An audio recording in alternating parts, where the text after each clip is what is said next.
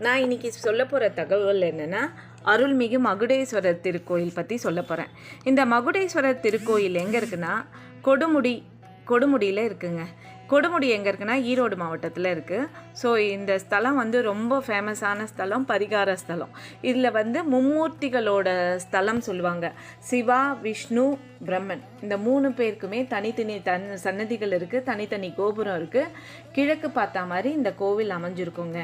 இந்த கோயிலில் பார்த்தீங்கன்னா, சிவனோட பானலிங்கம் இருக்கு இல்லையா, அது மேலே கை பதிச்ச தடம் இருக்கும்.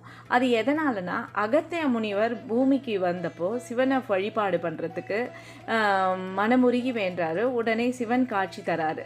ஸோ சிவனை பார்த்தவனே சிவன் மேலே கை வச்சு பூஜை பண்ணுறப்போ அவரோட கை பதிச்ச தடம் அங்கே இருக்கிறதா சொல்லுவாங்க. அதே மாதிரி பஞ்சபூத ஸ்தலங்களில் இந்த கொடுமுடி மகுடேஸ்வரர் திருக்கோயிலும் ஒன்றுங்க.